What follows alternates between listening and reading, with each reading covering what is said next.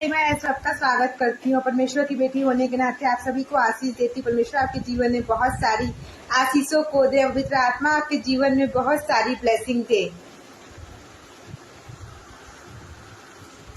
उत्पत्ति 2 अध्याय 3। और परमेश्वर ने 7वें दिन को आशीष दी और पवित्र ठहराया, क्योंकि उसमें उसने अपनी सृष्टि की रचना के सारे काम में विश्राम किया। 7वें दिन की आशीष विश्राम का पवित्र रहस्य है। भाइयों और बहनों, आज हम उस दिन की बात कर रहे हैं जिसे स्वयं परमेश्वर ने आशीषित और पवित्र ठहराया है। यह कोई साधारण दिन नहीं था। यह दिन वह था जब ईश्वर ने न केवल विश्राम किया बल्कि उस विश्राम को पवित्र और आशीर्वाद का रूप दे दिया। इस वचन में 3 प्रमुख बातें हैं। पहला, परमेश्वर ने 7वें दिन को आशीष दिया। दूसरा, उससे पवित्र ठहराया। और तीसरा, क्योंकि उस दिन उसने अपने कार्य से विश्राम लिया।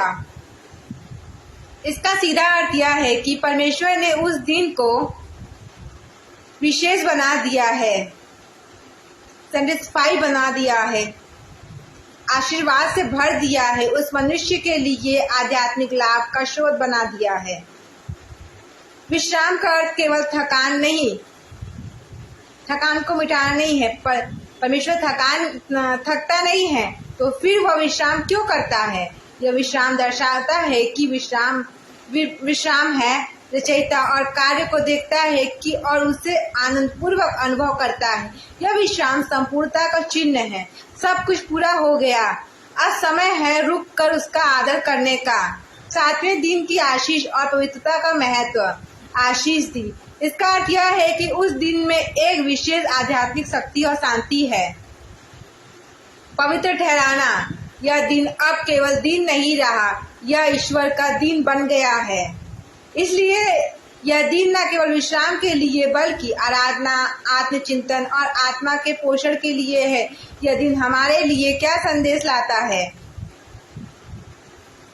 क्या हम सप्ताह में एक दिन पूरी तरह ईश्वर को समर्पित करते हैं? क्या हमारा विश्राम केवल सोने या छुट्टी मनाने का समाप्त है? ईश्वर ने इस दिन को आत्मा के लिए निर्धारित किया है। हम इसे कैसे व्यतीत करते हैं? यह दिन हमारे लिए एक विशेष नियंत्रण है। अपने कार्यों से थमने का, अपने भीतर झांकने का, ईश्वर की उपस्थिति में आराधना का। आज के जीवन में 7वें दिन का आवश्यकता यह है। आज का युग निरंतर दौड़ का युग है। यदि हम आत्मा को विश्राम नहीं देंगे तो हम केवल शरीर से ही नहीं, आत्मा से भी थक जाएंगे। सप्ताह में एक दिन ईश्वर को समाप्त करना जीवन को संतुलन देना है। भाइयों और बहनों, परमेश्वर ने 7वें दिन को हमें आशीष के रूप में दिया है। यह केवल आराम का नहीं बल्कि आराधना और आध्यात्मिक पुनरुत्थान का दिन है। हे परमेश्वर, तूने 7वें दिन को आशीष और पवित्र ठहराया। हमें भी यह बुद्धि दे कि हम इस दिन को केवल आराम के लिए नहीं बल्कि तेरी आराधना, आत्म निश्चितता और विश्राम के लिए उपयोग करें। हम सच्चे आध्यात्मिक विश्वास दे। आमीन। परमेश्वर आप सभी को बहुत